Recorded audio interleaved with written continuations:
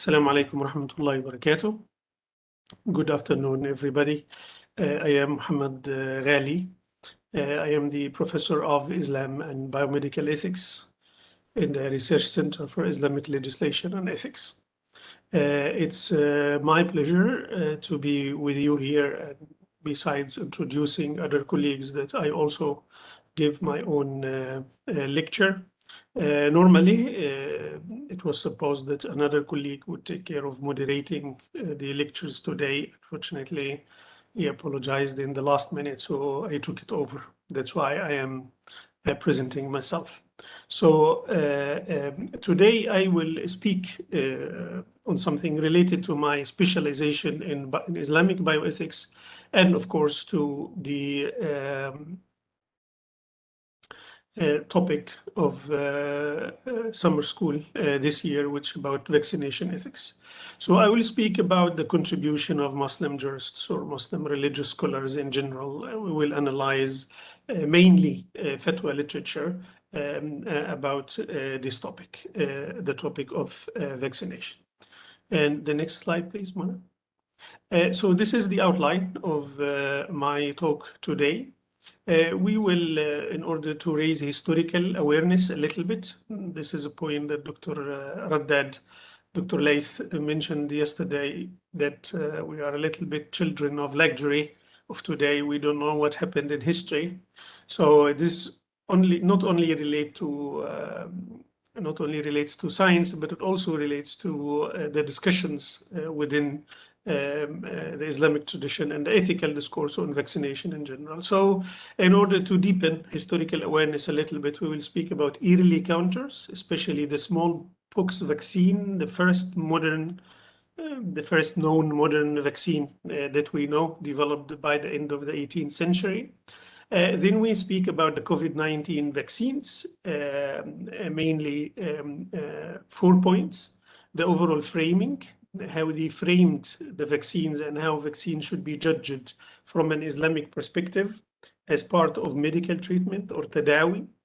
And then the two main or core issues in the whole discussion: safety and efficacy, the so-called risk-benefit assessment. And the second, whether the vaccines include impure ingredients, najis, as we call it, or prohibited materials. And then the religious ruling, the final evaluation, judgment is halal, haram, etc. And we give some concluding remarks. Okay, next, please. About the early encounters in this British physician, Edward Jenner, known in history as the one who introduced and produced the first vaccine in the history of modern medicine. This was the vaccine for smallpox. He developed this in 1796, towards the very end of the 18th century. The way that Edward Jenner used to develop this vaccine, and for those who know more about science, it was not like the vaccine that we have today, mRNA and all this stuff, sophisticated. It was much simpler than that. You just need to know the technique. There was a gentleman living in Baghdad at this time called Uwanis Muradian.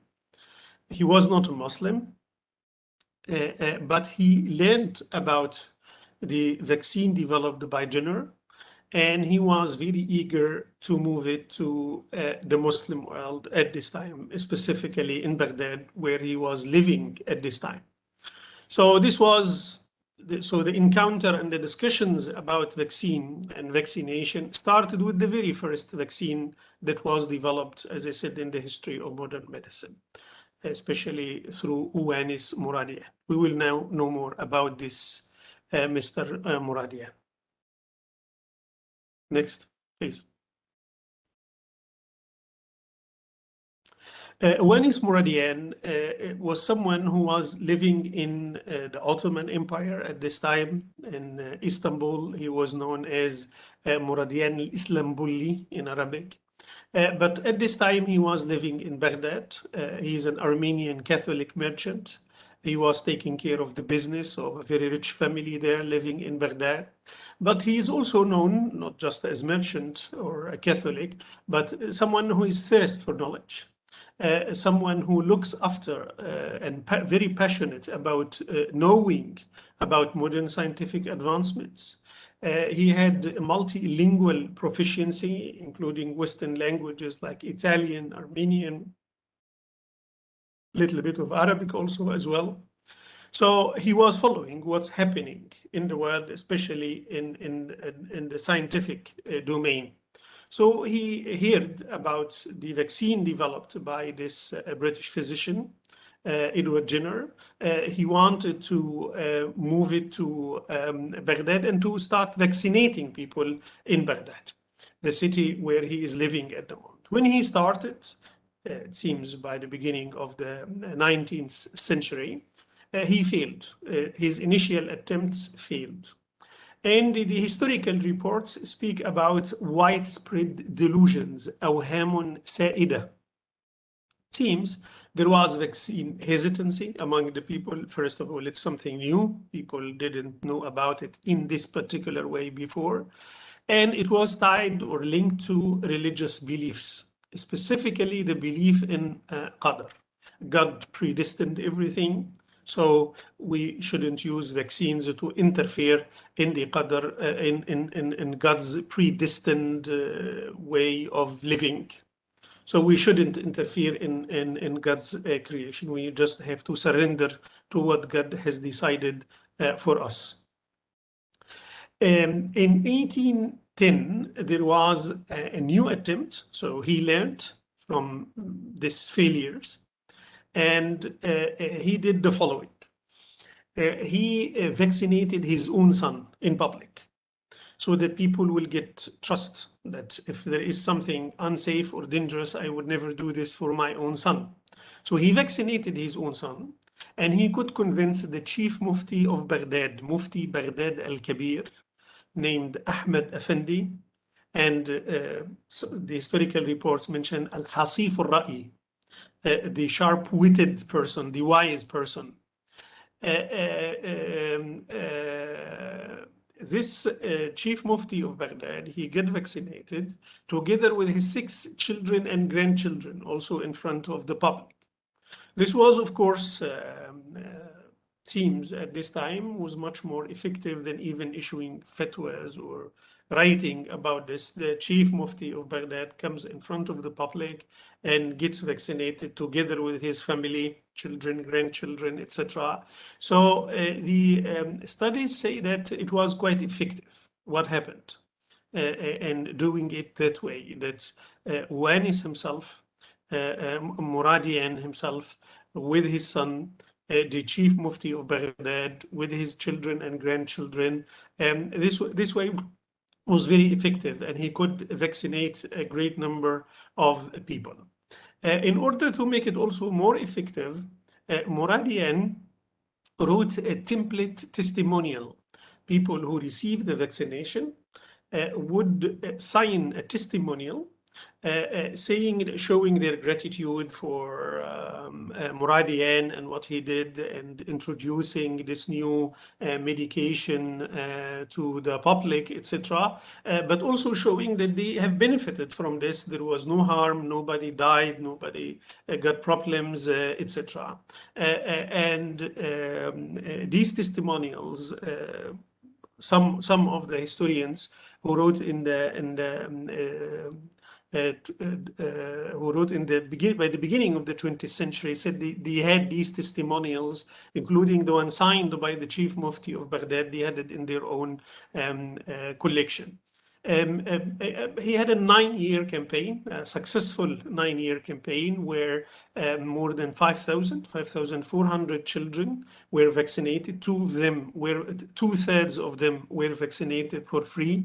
It seems those who could not afford the costs of vaccination. He did it for free for them. He moved his campaign to other cities like Mosul and to other countries like Iran later on, and it was quite successful. He had some ups and downs, and the downs were because when he had to leave Baghdad and move to other cities like later in Iran later, and then the historical studies said that some of the ignorant people who does not know the technique very well, it didn't do the vaccination in the proper way, and some people suffered.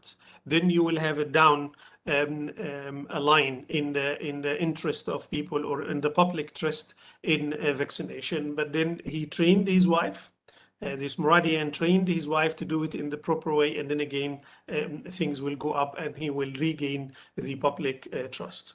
So this is the very first encounter that we know through historical sources. The next slide, please. This is the testimonial, the template testimonial that Muradian developed and was signed by those who received the vaccination, including the chief mufti of Baghdad. Yes, please. The second important encounter here was Mahatma Gandhi. Mahatma Gandhi is, of course, a very important Indian intellectual political activist who died in 1948, and the very famous scholar. In his time, he was a worldwide renowned scholar, Muhammad Rashid Rida, who died 1935. Rashid Rida published a journal at this time, was a bestseller journal, not only in Egypt or in the Muslim world, but worldwide, called Al-Manar. And he would include opinions of people from the wide spectrum, not only within the Islamic tradition, but even from outside the Islamic tradition. And not only those who, with whom he agrees, but also with whom he disagrees. And he used the editorial policy of writing his comments in footnotes. So you will have the article as it is, no changes, written by Muslims or non-Muslims. In this case, for instance, Mahatma Gandhi published, all publications were in Arabic, of course, so things were translated. And then whenever necessary, he would add a footnote writing his own comment. Gandhi wrote a famous book called A Guide to Health, was published in more than one language, started as a series of articles in a journal in South Africa, and then published as a book in different languages, including English. And then one of the Muslims in India, Abdul Razzaq Malih Abadi, he translated Abdul Razzaq Al-Malih Abadi. He translated the book into Arabic and published it in Al-Manar in a series between 1926 and 1928. The sixth chapter was about smallpox. Gandhi, he had quite a critical and opposing position towards modern medicine. And he would not differentiate that much between the colonizing country, in this case, Britain, which colonized his own country, India, and the medicine that the West or these countries produce. He was against both. He was much in favor of traditional or so-called alternative medicine. He was very much against a smallpox vaccination, the one developed by a British physician at this time. So this chapter of his book was published, and his objections were published as they are, no changes. And then Rashid Rida, he added his own comments about what Gandhi mentioned. Next slide, please. Through the comments of Rashid Rida, we can have an idea how a religious scholar like Rashid Rida thinks of smallpox vaccine and vaccination in general. First of all, he disagreed with the overall framing of smallpox by Gandhi as colonial imposed vaccine. This is how Gandhi introduced it or framed it. He said it is not a colonial imposed vaccine. It has nothing to do with colonialism, but this is the fruit of scientific and professional work. عمل مدني طبي تقني, he said. And he said that being anti-smallpox vaccination is something that Gandhi shares with some British conservative religious people. So if Gandhi thinks that by doing this he will be so different from the British, actually not. There are conservative English people in England who were exempted by law from mandatory vaccination for smallpox because of their religious reservation. And these religious reservations, the same religious reservations expressed by Gandhi, that you have much more trust in God, surrender to his will, etc. These theological beliefs. He said these are shared by some British people. He said from an Islamic perspective, this shouldn't be a big issue because it all has to do with the efficacy of the introduced vaccine. He said Muslim jurists tied their evaluation with the risk-benefit assessment of trustworthy physicians, like many other medical issues, like any other medical drugs.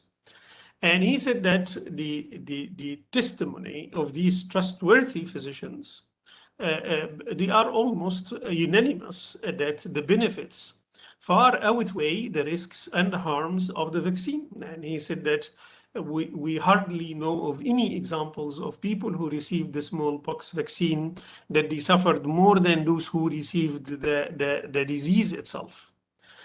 So he said this is a medical technical issue that should be weighed on the basis of its benefits, its harms, its risks from a medical perspective.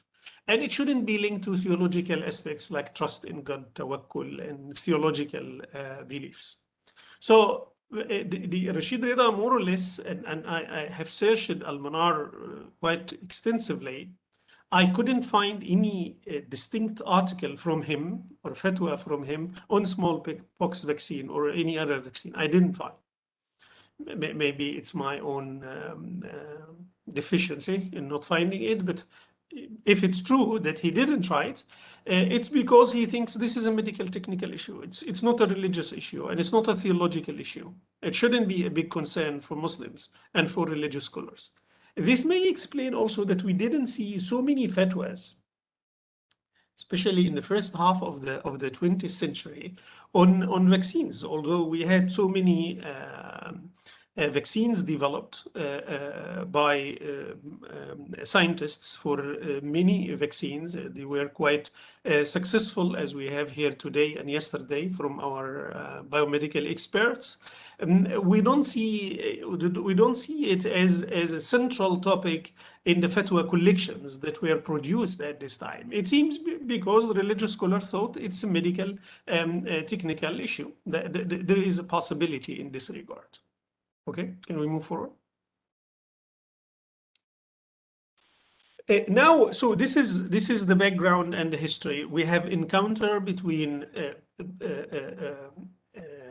developments of vaccines outside the Islamic tradition, outside the Muslim world, people who are Catholic, who are Hindu, and then religious scholars who respond to this or get involved into this by giving the model or giving the examples themselves or commenting on what others have said. So it was quite transnational and trans-religious, if we may say.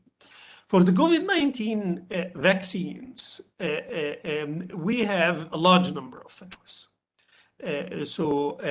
Since the declaration, especially since the declaration of the possibility to have a vaccine by Pfizer and BioNTech, we started to see a clearly rising number of fatwas since then, between December and this year. So a little bit more than 6 months, we have seen quite a large number of fatwas. The overall framing, how these vaccines should be approached, if we want to judge them from an Islamic perspective, how should we do that? The overall agreement or the overall frame is that it is part of medical treatment. Tadawi, there is a disease, and we try to combat this disease or to minimize its negative impact on people's lives. So we introduced this vaccine. And he said, Tadawi in general, with the exception of some Sufi voices, which do not represent even the mainstream Sufi position, but there are voices in the Sufi tradition, which says that medical treatment is inferior to trust in God. This was this idea, especially in the pre-modern time, that we have God on one hand and the nature on the other hand. Whenever God does something in nature, the best approach for a religiously committed person is to remain inactive and to surrender to the will of God, to let things happen as God decided. So if I get sick, I don't interfere in that. If I'm healthy, I don't interfere in that, and so on. Of course, we will see that these things will change later on. So they said in Islam, in general, with the exception of the Sufi voices, some Sufi voices, the mainstream position is that it is mashru'a, it is religiously permissible, at least.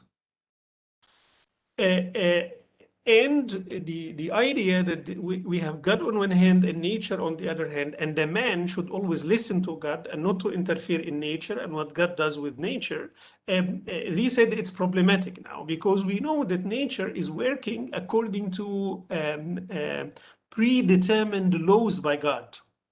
These laws are consistent, they are measurable, they are observable, they are discoverable. And we as humans, as part of our respect for God, that we know that He perfected everything He created, as the Quran says, الَّذِي أَحْسَنَ كُلَّ شَيْءٍ خَلَقَ, that nature is so precise and so consistent because it's God who created it, it's not haphazard. And medicine is one of the professions and one of the sciences that help us discover these laws embedded in the nature. So when we get sick and we interfere in this nature by discovering the medicine, we do nothing but following God still, because it's God who created also the medical treatment, etc. And they gave other examples. For instance, we get hungry and then we have to eat in order to feel full. We get thirsty and then we have to drink, etc. This is how nature works. So the overall framework is medical treatment. But there is something particular about vaccination, that there is no disease yet. The person is not sick. The person is healthy. The person can be sick, but not sick and may never be sick. No disease yet. But human body is infected with a minor version of the disease to create the immunity against the disease when actual disease comes. So here we are making a healthy body sick. That's the main different thing. So not that we have sick people and we treat them. No, we have healthy people and we try to prevent them from the bigger disease by giving them the minor version of the mini disease. Is this okay? The religious scholar said yes, because here we have a minor individual harm happening to one person, one body, and we're giving it a minor version of the disease or of the virus to avoid the major public harm, the major harm to the person and the major harm to the society. So this means that with a very simple risk-benefit assessment, it should be okay.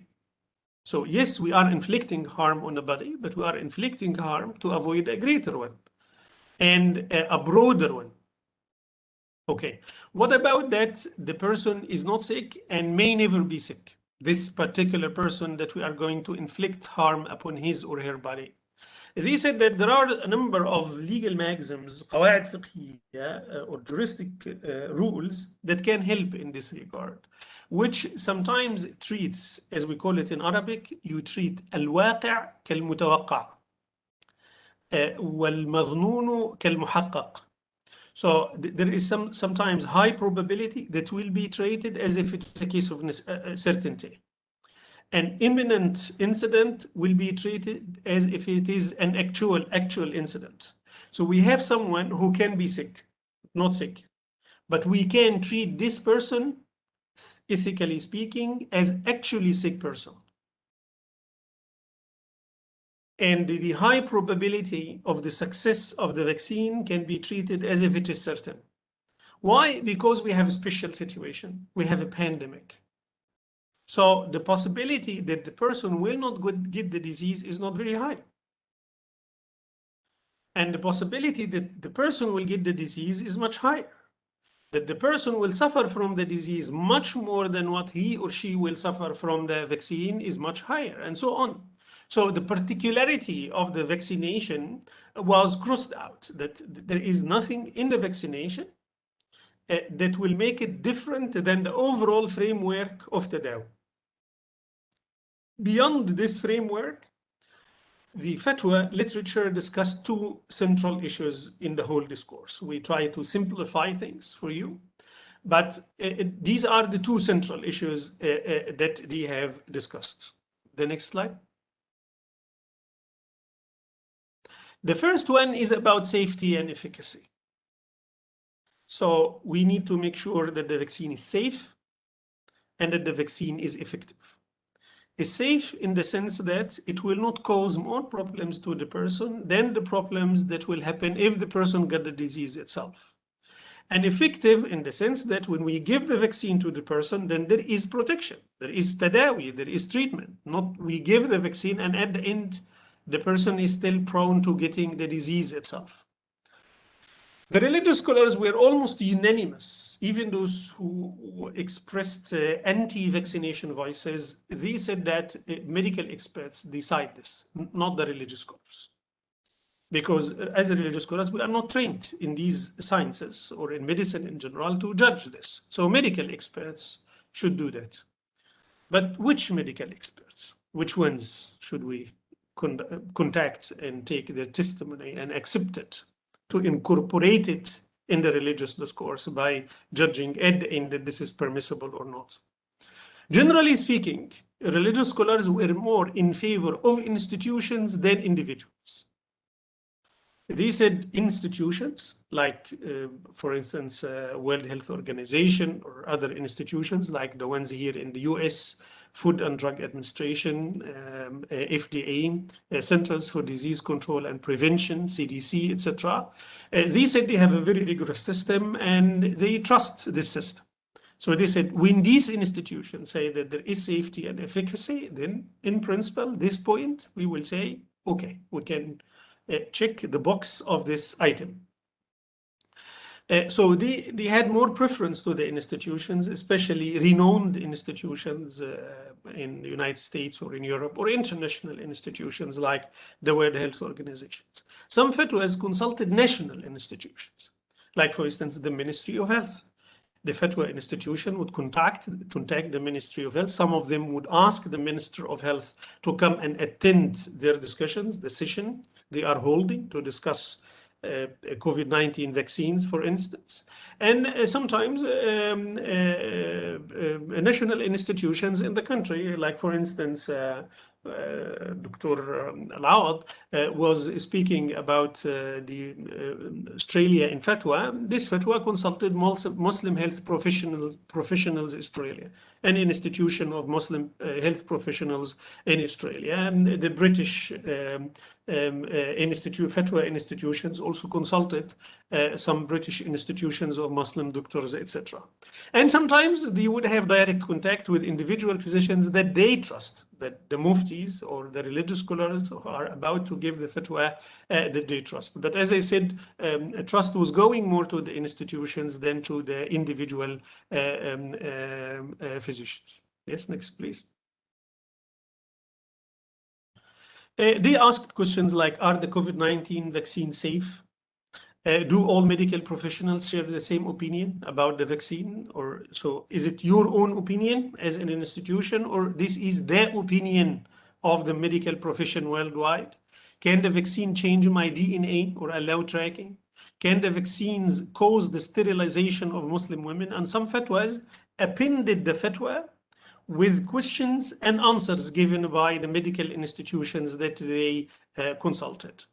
The last question, can the vaccines cause the sterilization of Muslim women, is one of the famous questions, not only for the vaccines developed for the COVID-19 pandemic in particular, but it happened also by the beginning of this century specifically, and I think before also, and it was a big issue.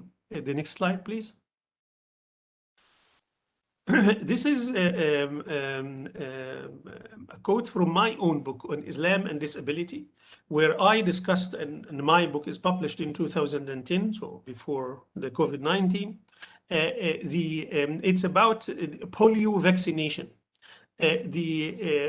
Some scholars in Kano, it's a city in northern Nigeria, issued a fatwa against the polio vaccination. They said that it may cause women to have infertility, and it includes impure elements that are prohibited by Islam, etc. So they asked Muslims not to vaccinate their children. As a result, about 335 children were born paralyzed because of the polio. The issue was brought to the attention of individual scholars like Sheikh Yusuf al-Qaradawi and to fatwa institutions like the International Islamic Fiqh Academy. And they were quite angry with when they heard that, and they issued a fatwa and a long declaration about this, and they were quite shocked that this can still happen in our modern time. So the point I want to say about the safety and efficacy of the vaccines, developed vaccines play a central role in the religious scholars and which position they take. And in order to issue their declaration, the International Islamic Fiqh Academy consulted Muslims who are working in the World Health Organization, etc. Yes, next, please. Next, please. We will skip this one. It's about, I just wanted to say that sometimes the hesitancy of the people is not only about the religious aspect, but there are political aspects, socio-political aspects, and I try to invite the author of this article to come and give a lecture, but unfortunately he just got a baby a few days ago, so he couldn't come. So I just said, enjoy your newcomer in the family. The second issue in the COVID-19 vaccines is about the ingredients, and that the vaccine could include impure ingredients, مواد نجسة, and ritually impure, considered by religion as impure, like porcine gelatin, things coming from pig, for instance, or prohibited materials like cells of aborted embryos. If you have an embryo or fetus aborted without a religiously valid excuse, you cannot make use of these aborted fetuses, for instance. So how did the fatwas deal with these issues? Some fatwas just focused on the specific vaccines. Like they said, Pfizer, BioNTech, and Moderna, they don't have these materials, so the question is irrelevant for at least some COVID-19 vaccines. Others focused also again on some vaccines, but they judged them negatively because of that, like the Chinese vaccine and fatwas in Pakistan, if not mistaken, also Afghanistan or India. They said it includes impure material, so it should be judged as prohibited. But even generally speaking, they said there is a general rule in Islam that using such stuff, impure ingredients or prohibited materials, if it is the only available treatment option, is permissible according to the majority position in Islam, رأي الجمهور. And they got into so much details about that. One of the most detailed fatwas in this regard was issued by the Fatwa Council in United Arab Emirates, because Emirates used the Chinese vaccine. At the end, they said that even if they include parts of this material, it does not affect the overall religious permissibility at the end. So they said not part of the core ingredients of the vaccine. Tomorrow, inshallah, when we have the panel with the speakers, we can talk more about these particular issues. I can raise them. I can raise questions about this to them.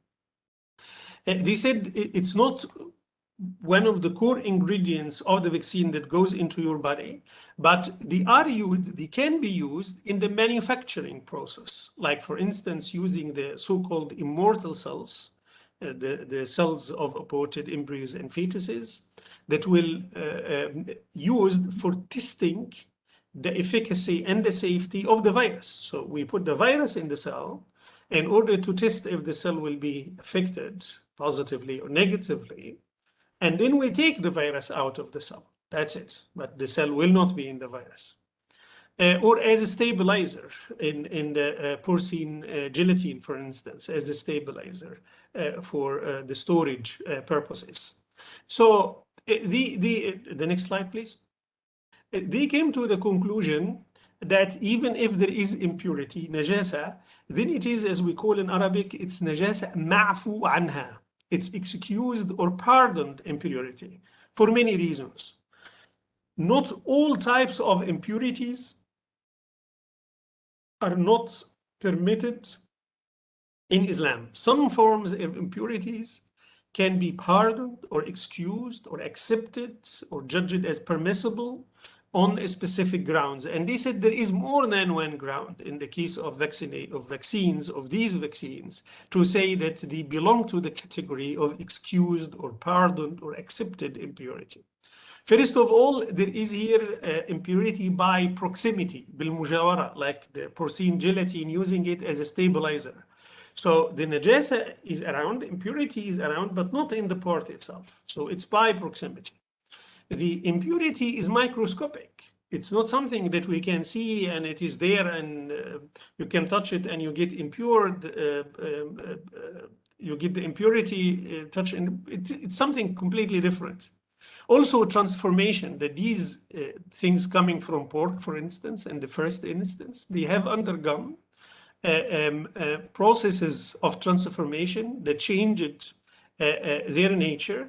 And anyone who would look into the vaccine will never realize that there is pork in it, because it has been completely transformed. And there is what we call umum al-balwa. Umum al-balwa is that pandemic is one of the big examples of umum al-balwa. Umum al-balwa, you have a problem which is public in nature. It's not an individual problem, but public in nature. And if you stick to the principal rules, there will be hardship for the public, not for one person.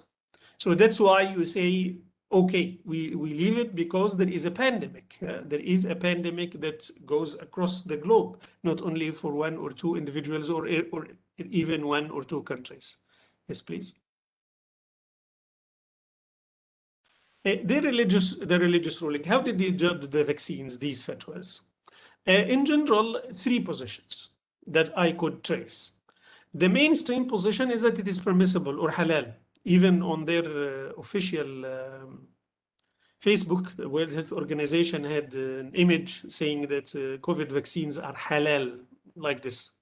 So the mainstream is that it is permissible, with some voices, Afghanistan, Pakistan, Somalia, Nigeria, saying that it has impure ingredients or prohibited materials, etc. But the mainstream position saying that it is permissible. Some said that no, it can be even recommended. Not just permissible, but people are recommended. It's much better to do it than not to do it. And some said that it can be obligatory. They said, for instance, some of the fatwas said that making it available is obligatory, not just an option. So the state authorities, they are under obligation to make these vaccines available to the public. Some of them said that it will be obligatory if state authorities impose them like that. If there is a mandatory vaccination policy in the country, then Muslim individuals have to abide by these policies. Some said that it will be obligatory for vulnerable groups. If your life is at risk, or you will suffer great consequences if you got infected by the disease, then we can judge that it is obligatory in your individual case that you take it. The thing that we can add here is the collective obligation, fard al-kifaya. To the best of my knowledge, I didn't see this in the fatwas that I have reviewed, but to my mind, this is the most straightforward one, that the community in general has an obligation. It's not an obligation of one individual, but the obligation of the community. It is an obligation as far as we achieve the herd immunity. Once we achieve the herd immunity, then it is not an obligation anymore because everybody is protected. Okay? We go now to the conclusions, I believe. Yes, my concluding remarks. There are so many good things in the fatwa literature about vaccination in general and COVID-19 vaccines in particular. The first one, we have a mainstream position that it is quite positive. Even those who disagree or who reject some vaccines on religious ground, it's about for issues that can be fixed, like the issue of the ingredients, for instance. These fatwas address the transnational concerns of Muslims. One of the good things here is that these fatwas were not strictly national. So the authorities in Qatar will issue a fatwa for the Qataris, or in Egypt for the Egyptians, etc. We had transnational character, for instance, International Islamic Fiqh Academy, Muslim World League, with its juristic arm, the Islamic Fiqh Academy, they issued fatwas for the Muslim world, for Muslims all over the world. But also we have, for instance, the Malaysian Ministry of Health, raised questions and send them to fatwa institutions in United Arab Emirates, in Egypt, and they replied with fatwas, and they mentioned that these questions were received from Malaysia, etc. So there was a kind of interaction between the different Muslim countries. So they realized that there is a pandemic, a global pandemic. It's not a national concern, but a global one. Third important thing also is that there is interdisciplinarity. Religious scholars were not alone in this discourse. If you remember what I mentioned, there were two main issues. One of them cannot be solved without the involvement of biomedical scientists about whether the vaccine includes prohibited material or ritually impure material, etc. So there was very close collaboration for international fatwa councils or national fatwa councils, which is also a good thing. About the issues that need some further reconsideration,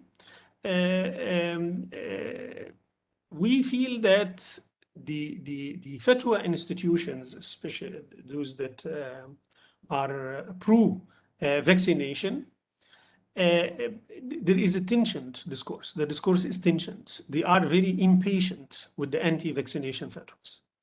The International Islamic Fiqh Academy spoke about the need to fight muharabat al-fatawa al-mudallila, fighting or combating the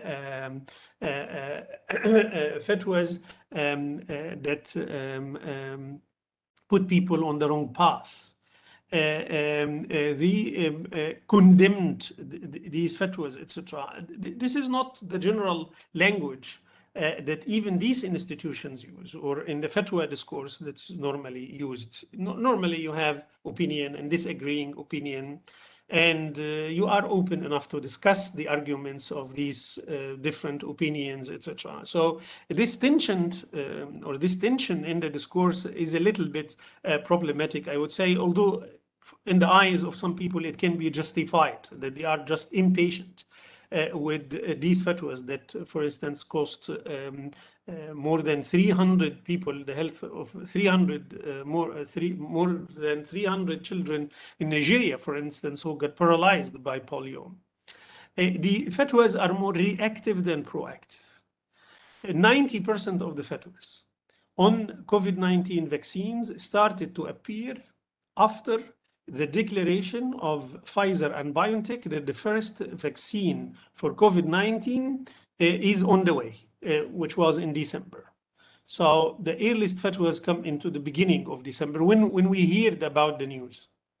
Although we had more or less a year of the pandemic, but most of the fatwas were focusing on congregational prayers, the closure of mosques, etc. So they were reacting to this news, and that's why most of the discourse was about should we use it, shouldn't we use it. There was no question about should we develop it or shouldn't we develop it, which should have happened before this question. If we are going to develop it, what kind of ethics for the clinical trials, for instance, etc. So it was more reactive than proactive, as I said. When the fatwa spoke about scientists and the state authorities, most of the time the fatwas are communicating their perspective to the general public, not vice versa. So for scientists, they are informants that they will tell us there are impure materials, prohibited ingredients, etc. That's it. But scientists are not only informants, they are also actors. They are the people who will develop these vaccines. What are the ethics that they should abide by, for instance, in developing these vaccines? State authorities, most of the time, the fatwas say that when state authorities say it is mandatory, then you have to listen. When the state authorities say there is quarantine, isolation, then you have to listen. Okay. Which can be fine in the eyes of many people. But the issue here, this is not everything. State authorities have also obligations. So if you order and command people to take the vaccine, you have to make avenues available for those who will suffer from what you made mandatory. If people got any side effects from this vaccine, even very few cases, these few cases should be treated at the cost of the state authority that made this that made this vaccination mandatory. You hardly find any discussion about this in the fatwas. Also, many ethical issues are not central there, like justice, at least within the Muslim world, that it's not fair that some countries would have much more doses available for their own people, and there are other countries that do not have. We have seen many statistics. I don't know how verified these statistics are, that some countries have doses enough to vaccinate their own people 5 times. And there are other countries that no more than 100 people in the whole country is vaccinated. So this is a problem of justice. Of course, this will have also problems for creating the herd immunity at the global level, patenting, for instance. Is it okay to patent vaccines in a pandemic, or this should be available to the general public all the time? To conclude, to my mind, the questions coming from the people and the concerns coming from the people are much more universally engaged than the fatwas themselves. The fatwas are very much rooted in the tradition, not dealing with the big ethical issues, responding and reacting to this attack coming from these questions. But the people who raise the questions are aware of what's going on. This engagement with the universal, if we may say, was, I would temporarily judge in the early encounters, was much better in the case of the smallpox than it is now. I will stop here so that we can have some time for the questions. I am very sorry that some questions I couldn't read for the session of Dr. Khalid, but I copied them and I will ask them tomorrow, inshallah, in the panel. So I stop here. Dr. Ray, would you like to run the Q&A? Yes. Or shall I read? Oh, okay, please. Thank you very much. Thank you very much. I'm very happy to manage the questions for you. And we have one immediately that's come up in the Q&A box from Nizam Awang. Dear Professor, how can we better promote the moral obligation, fard kifaya, solidarity among the pharmaceutical companies in the Muslim world in improving manufacturing facilities to improve the vaccine supply? Do you see any potentials in this matter? Yes. First of all, we must have pharmaceutical companies in the Muslim world. And then we run them in a good way. But generally speaking, if we can say the market ethics or the capital market ethics is the dominant now at the moment. But this is not so gloomy as it may look. Why? The important stakeholders in the market, even bigger ones like Microsoft, Apple, and so on, we as clients, even if we are at the end we are individuals, if we come together with a good, strong voice that we are against this or that, they listen and they take care. Not necessarily because they are ethically committed institutions, but they know that these strong voices will cost them money and shares in the stock market, etc. So I think at the individual level, we can do a lot by speaking to our colleagues and friends and making campaigns and so on, etc. And that's why we had the green banking in the midst of the heart of capitalism in European countries, the voices about environmentalism, etc. I believe we can do a lot. Thank you. The next question is, as many Muslims from Muslim minority countries followed emerging Islamic countries like Qatar and Turkey, why did these countries not issue early official fatwas to prevent confusion regarding the vaccination issue? That's from Umar. About the timing of these fatwas and this discourse. This is a general problem for the religious discourse in general, for the ethical discourse even more broadly, and the Islamic discourse in comparison with the scientific practice. Usually we have the science, and once we have the problems, the ethical discourse jumps in. And even the legal, by the way, the legal codification. So usually the ethical, the legal, and the religious lag behind the scientific practice, which is one of the chronic problems that we have in a field like bioethics, for instance. We have some good exceptions like the Human Genome Project. When it started, immediately we had an ethical unit, an ethical program, which started together with the scientific practice. So why were they late? Because this is the norm, not only for the fatwas, but for the ethical discourse. And we need to reform the whole discourse itself and to be preemptive, to anticipate what can happen. And then we talk about it. And I believe this will need time. And also education and reform. Thank you. How, from Farah, how do Islamic scholars take into account that there is an absence of long-term data when arriving at their positions, if at all? Interesting question. Yes. Thank you so much. The religious scholars, when it comes to the scientific aspects, like the one about risk-benefit assessment, for instance, they are very much dependent on what they hear from the individuals they trust.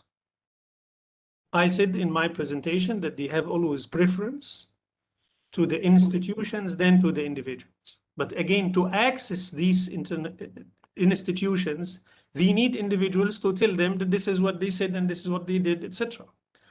Most of the religious scholars, the great majority of them, they don't know English. And they never studied science. So they listen from these physicians, biomedical scientists, read about them in the newspapers, etc., and then they do it.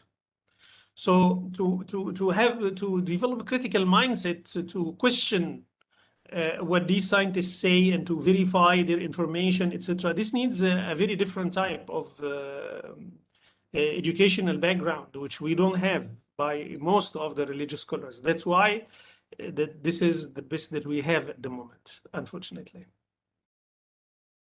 Thank you very much. From Saif Ali, is there a scholarly opinion on whether pandemics can be understood as punishment?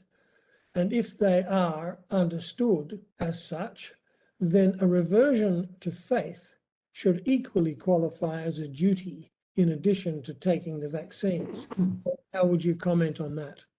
Yes, that plagues, one of the forms of early pandemics, were usually seen as a blessing in disguise, because those who die, they die as martyrs, so they are secured a place in heaven, paradise, etc. So it was much more seen as something good than something bad or punishment, and that it was seen as punishment for the early folks that didn't listen to the prophets, etc.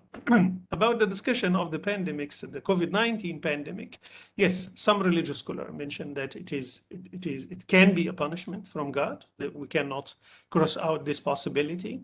And they came to the conclusion that you mentioned. One of the ways to reverse this pandemic is to go back to God and to strengthen our relationship with God so that He can put an end to this pandemic.